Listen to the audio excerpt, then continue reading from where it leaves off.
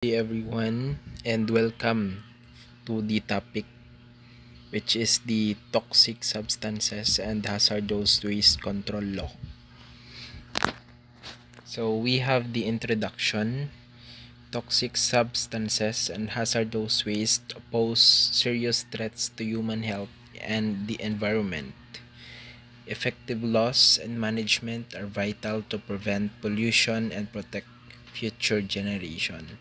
So first of all, the toxic substances, and hazardous waste is a very serious, nga concern to our environment and to the society. It will affect, sa health, sa everything, nga mga concern with regards to the substances, and hazard waste, which is need, nga i-take action to prevent ang pollution kag ma-protect ang especially ang dinang manggad, sa community and to the environment. And we'll proceed for the definition of terms, which is the toxic substances, chemicals that may cause death, disease, or harmful effects when released into the environment. Hazardous waste, materials that are toxic, reactive, corrosive, flammable, or infectious. So ang toxic substances is either makakos kang kamatayan kang isang katao, or even not the human being but to the animals. Syempre dyan sa environment or sa palibot natin ang mga animals. So kung just in case nga makalanghap sanda or mainom or makaptan or like malanghap nanda ang substances or nga toxic nga wala na preserve or na batang sa insakto nga bertangan, may possibilities nga mapatay sanda or makaharm sa andang lawas, including our environment. So ang hazardous waste naman is ang mga materials, nga may possibilities nga makatugro or makatuga kang makagaba kang ating environment and also to the human being. And then we have the background and need for regulation. So industrialization and modernization increase the use of hazardous chemicals. Improper disposal leads to contamination of air, water, and soil. There's a need for strict laws to manage these substances safely. So need nga i-regulate or to prohibit ang mga iban nga mga chemicals kay tungod para man maprotektaran ang environment including the human beings, kag ang sa masunod nga mga generation. Kay karon kung gagamit kita chemicals, especially atin mga factories, atin nga mga establishment nga nagagamit kang chemicals without proper nga handling kang rang chemicals, may possibilities nga maka-affect dya sa environment or human beings, either minor or like minor or even maka-cause kang death sa taho or even in the animals nga tinir sa sa environment natin. And it will affect sa air, especially sa air, sa water and soil. So karon kung ang chemicals nga nagrapta sa tubig, so paano makainom ang mga tao kay contaminated rin ang tubig. Amo man sa lupa, paano makatanom kang mga taranam, kang mga paray, kang mga laswa kung ang lupa is contaminated rin kang chemicals na riyan, kang toxic chemicals, di ba? So may possibilities nga ang not even the health of people will be affected, but the economy will also be affected. Kay tungod niya ang source of income kang taho madura da marian. So we need to regulate the toxic substances and chemicals nga ginagamit natin sa kada adlaw, especially ang mga companies or factories nga rigya sa Pilipinas or even the outside of the country. So we have the Republic Act number 6969, which is the overview of Republic Act number 6969. So this is in RA is enacted by the Senate and the House of Representatives of the Philippine Congress. So ang Senate and the House of Representatives in-create nanda ang RA 6969 o kung undergo nanda for deliberation kagin pasar ang diyang layi. And this RA was approved October 26, 1990. So the Speaker of the House of Representatives is Ramon V. Mitra, and the President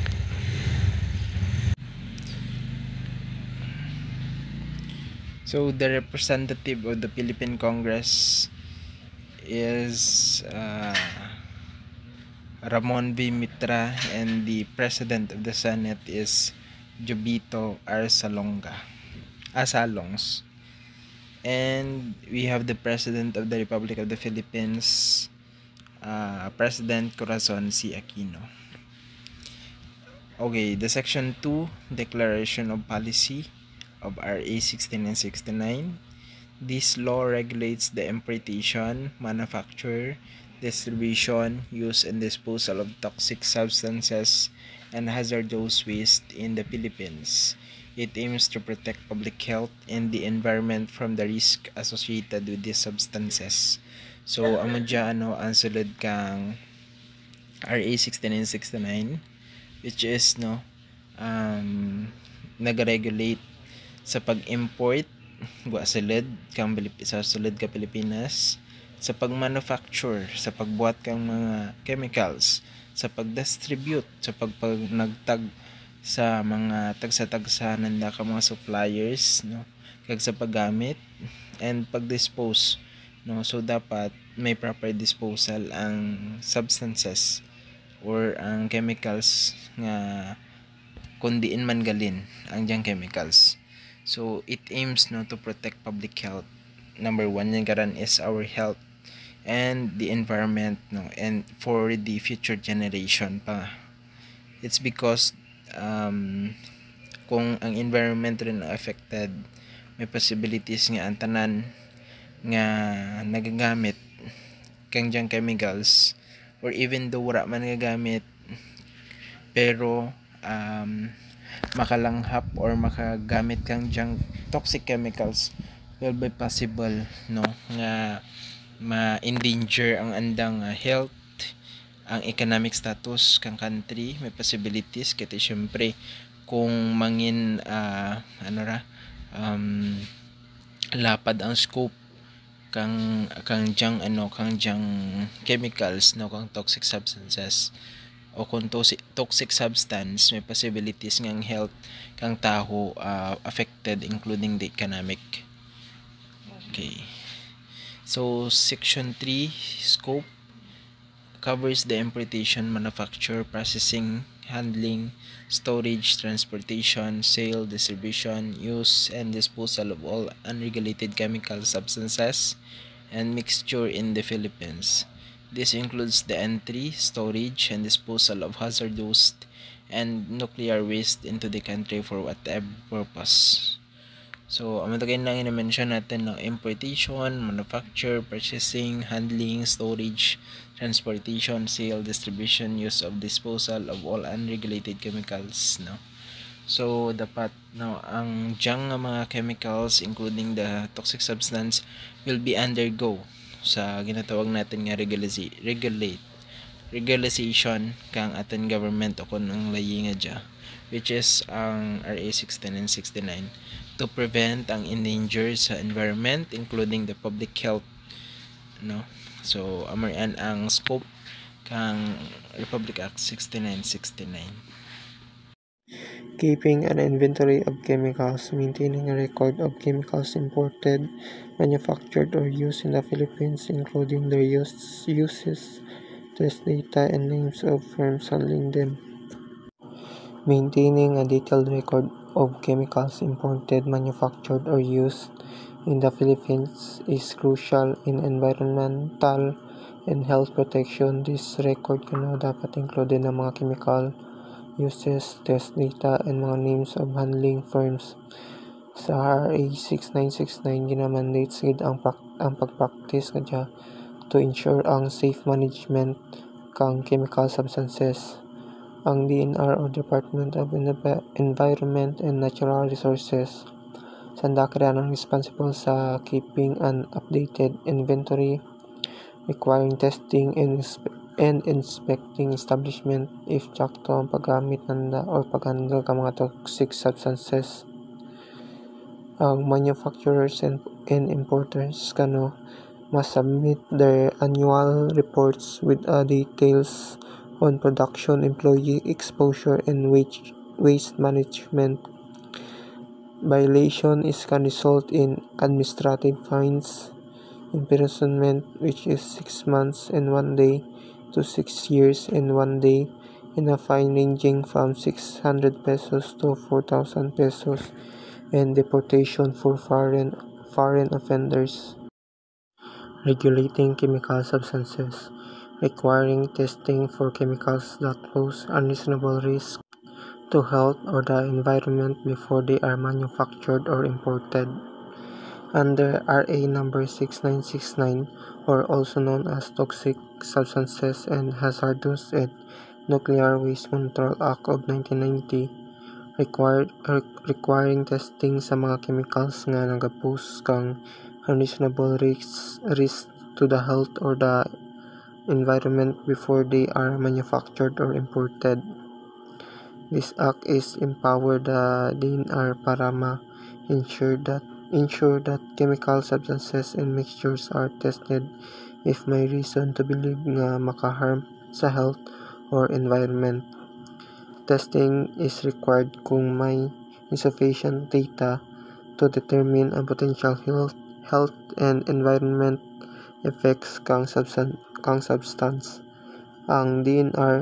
The DNR authority extends to both pre-manufacturing and pre-importation scenarios, ensuring that new chemicals are assessed before magsulod sa Philippine market.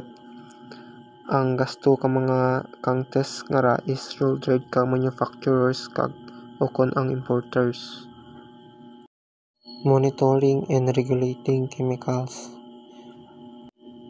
Controlling the importation, manufacture, processing, handling, storage, transportation, sale, distribution, use, and disposal of chemical substances and mixtures that pose risk to health or the environment.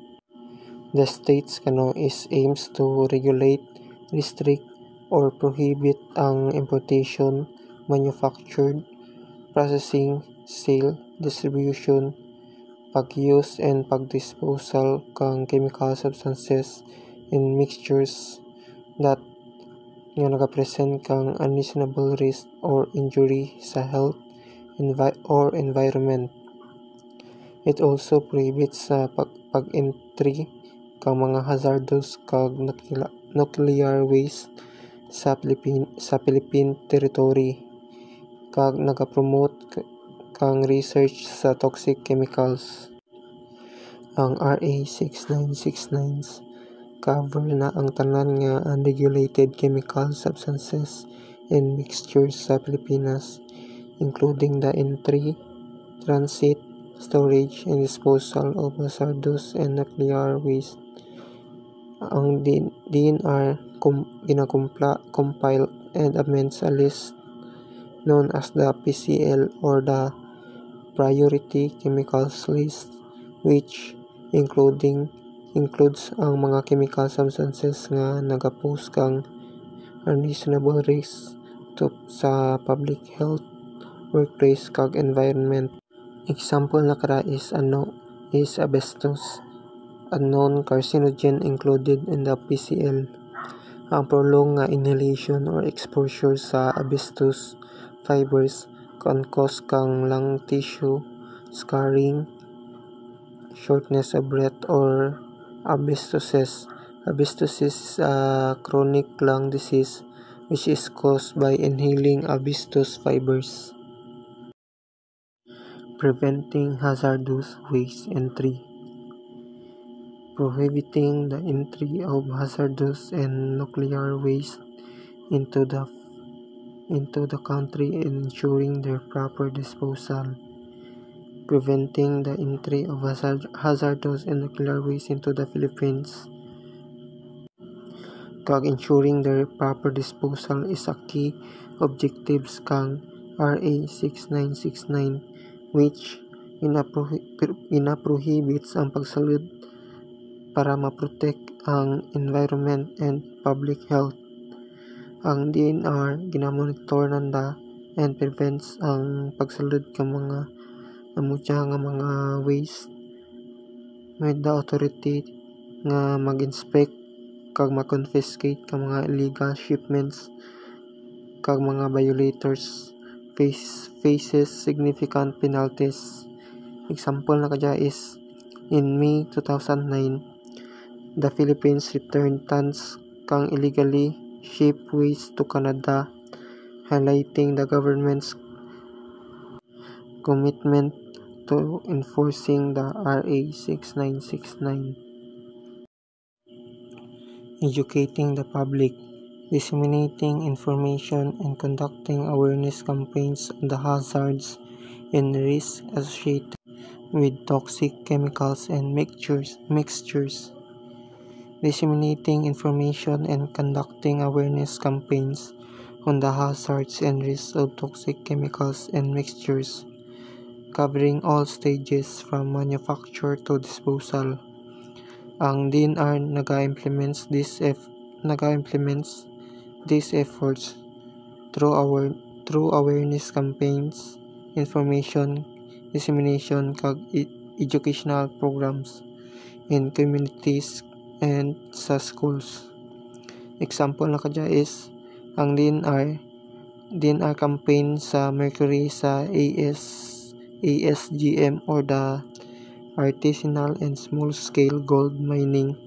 Kusa din ang where workshops and materials educate miners and mga public about sa mercury dangers and promote safer alternatives. Educating the public, disseminating information and conducting awareness campaigns on the hazards and risks associated with toxic chemicals and mixtures. Disseminating information and conducting awareness campaigns on the hazards and risks of toxic chemicals and mixtures, covering all stages from manufacture to disposal. Ang DNR naga-implements these efforts through awareness campaigns, information dissemination kag educational programs in communities and sa schools. Example na kadya is ang DNR campaign sa Mercury sa ASGM or the artisanal and small-scale gold mining. Kusa din ang where workshops and materials educate miners and mga public about sa mercury dangers and promote safer alternatives. Research and development, conducting research and development activities related to toxic substances and mixtures. It aims na kana is mag-provide kang scientific data kag innovative solutions sa pag-managing kang mga toxic substances, focusing sa pag-identify kang risk, pag-develop kang mga solutions kag pagsagap ka mga safer nga alternatives. Ang DNR kag ang nga agencies like ERDB or the Ecosystem Research and Development Bureau naga-collaborate with research institutions and engage in international cooperations para mag-conduct ang toxicology studies, environmental monitoring, remediation technologies, and waste management improvements. Section 5. Key definitions. Chemical substance. Any organic or inorganic substance of a particular molecular identity, including any combination of such substances occurring in whole or in part as a result of chemical reaction or occurring in nature. Any element or uncombined chemical. Examples of chemical substance. Water, H2O, a pure compound with a specific molecular structure. Example of oxygen, O2, an element that is not combined with other substances. Chemical mixtures. Any combination of two or more chemical substances if the combination does not occur in nature, including non-biodegradable mixture. Short-term hazard. Acute toxicity by ingestion, inhalation, or skin absorption, corrosivity, or other skin or eye contact hazard, risk of fire or explosion. Example of short-term hazard. Ammonia fumes can cause skin and eye irritation or breathing difficulty, and acid burns from sulfuric acid contact. Long-term hazards. Chronic toxicity, carcinogenicity, resistance to detoxification process, potential to pollute underground or surface waters. Examples of long-term hazards. Asbestos exposure can cause lung cancer after long-term inhalation. And lead. Long-term exposure can damage the nervous system. Manufacture. Mechanical or chemical transformation of substances into new products done in a factory or home by power driving machines or by hand. Examples of manufacture. Plastic production. Transforming petroleum into plastic materials in factories. And soap making. Combining fats and lye to form soap. Hazardous waste. Substances that are without any safe commercial, industrial, agricultural, or economic usage, and are shipped, transported, or brought from the country of origin for dumping or disposal, including byproducts, side products, process residues, spent reaction, media, contaminated plant or equipment, or other substances. Examples of hazardous waste. Used batteries contain heavy metals like mercury and lead, and chemical residues from laboratories. Process. Preparation of a chemical substance or mixture after its manufacture for commercial distribution. Example of process. A company prepares a cleaning solution by mixing several chemical substances after manufacturing, and then package it for sale in the market. Next, importation. The entry of a product or substance into the Philippines through seaport or airports of entry, after having been properly cleared through or still remaining under customs control. Example of importation. a supplier imports a batch of industrial disinfectants from Japan to the Philippines through the port of Manila.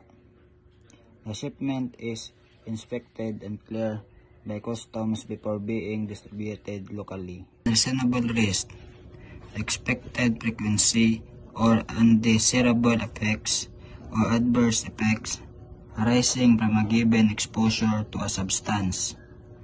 Example of unreasonable risk: if workers are exposed to high concentration of the disinfectant without protective equipment, they might suffer skin burns or respiratory irritation. This exposure is considered an unreasonable risk. Section 6 outlines the functions, powers, and responsibilities of the Department of Environment and Natural Resources. Regulating chemical substances, monitoring and regulating the importation, manufacture, processing, handling, storage, transportation, sale, distribution, use, and disposal of chemical substances and mixture that present unreasonable risk or injury to health of the environment. Examples of regulating chemical substances: DENR monitors factories producing paint or pesticide to ensure safe handling and disposal. Testing requirements: requiring chemical substances and mixtures to be tested before the manufacturing or importation if they pose unreasonable risk or injury to health or the environment. Example of testing requirements: testing new industrial cleaners before they can be sold or imported to check if they are harmful to health or the environment. Inspection and confiscation: conducting inspection of establishment, handling chemical, and confiscating or impounding chemical that don't meet standards. Examples of inspection and confiscation: DENR inspecting a warehouse and confiscating containers of chemical that are improperly labeled or stored. Public education: disseminating information and conducting educational awareness campaign of the effects of chemical substances and mixture on health and the environment. Examples of public education: DENR conducting awareness programs in schools and communities about the dangers of toxic waste and how to properly handle household chemicals. Research and assistance: entering into contracts and making grants for research, development, and monitoring of chemical substances and mixtures, and calling on other government agencies for assistance when needed. Section 7 establishes an interagency technical advisory council attached to the Department of Environment and Natural Resources. This council is composed of officials from various government agencies and representatives from non-governmental organizations appointed by the President for a 3-year term. Assisting the DENR. The council assists the Department of Environment and Natural Resources in formulating rules and regulations for effective implementation of the Act. Inventory preparation. It helps the DENR prepare and update an inventory of chemical substances and mixtures. Preliminary evaluation. The council conducts preliminary evaluations of chemical substances and mixtures to determine their toxicity and effects on health and environment. Recommendation. It makes necessary recommendations to the DENR based on its evaluation.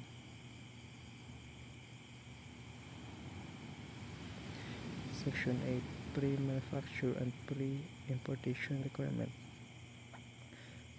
Requires submission of information on new chemical substances or mixtures before manufacture or importation. Information includes name, chemical identity, molecular structure, proposed categories of use, and estimated amount of manufactured or imported. Section 9. Chemicals subject to testing. Testing required for chemicals that may present unreasonable risk to health or environment. Testing also required for chemicals presently being manufactured or processed if there's reason to believe they pose risk.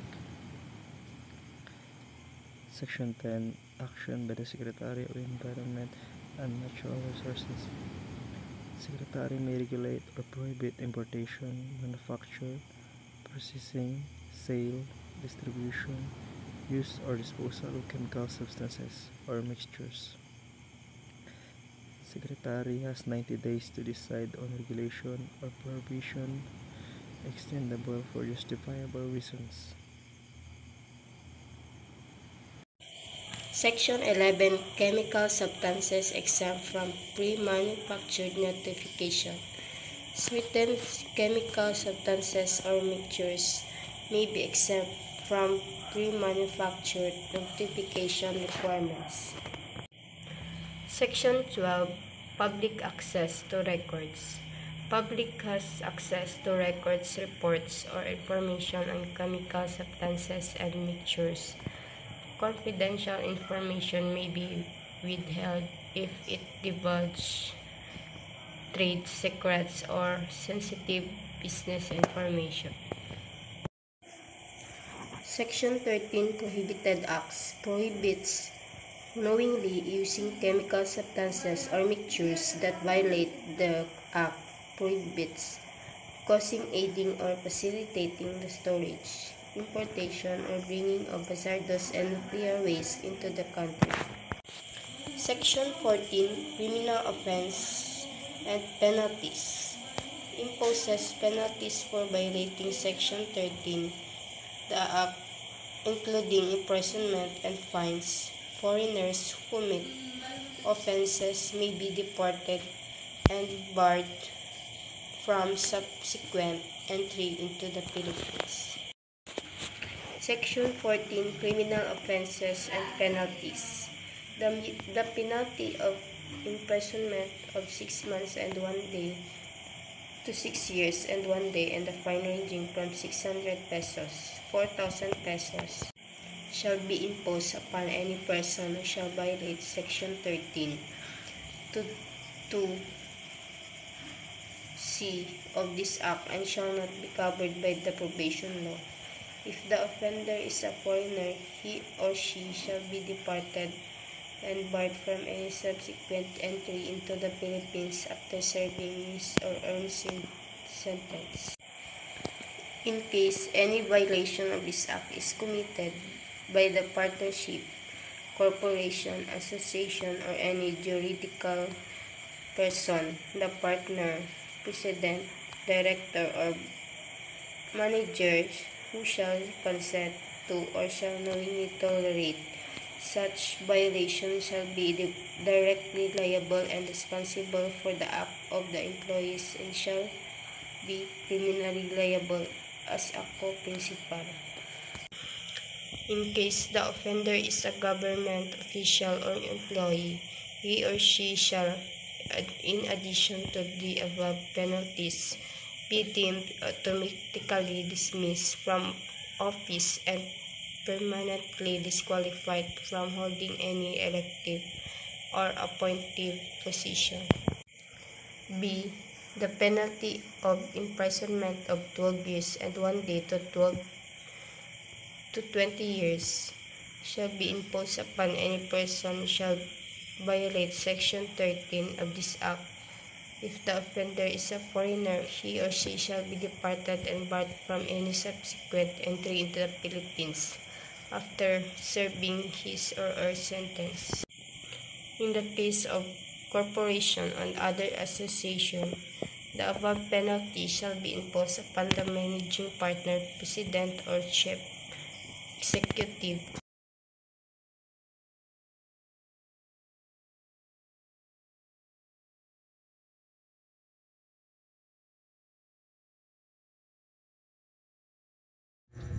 Section 15. Definition of terms. Defines key terms used in the act, including chemical substance, chemical mixture, hazardous weights, and more. Section 16. Promulgation of rules and regulation. Authorize the Department of Environment and Natural Resources to promulgate rules and regulation for implementing the act. Section 17. Appropriation such amount as may be necessary to implement the provision of this act as annually appropriated and included in the budget of the Department of Environment and Natural Resources. Section 18. Separability clause. If any provision of this act is declared void, unconstitutional, and remaining provision thereof not effective thereby shall remain in full force and effect. Section 19. Repealing clause.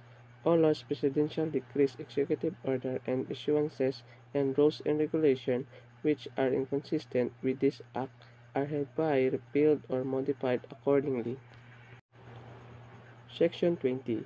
Effectivity. This act shall take effect after 15 days following its publication in the official gazette or any newspaper or any general circulation. Conclusion. Toxic substances and hazardous waste management is essential for sustainable development.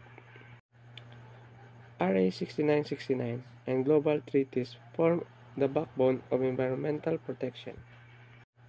Everyone must take part in ensuring a cleaner, safer environment.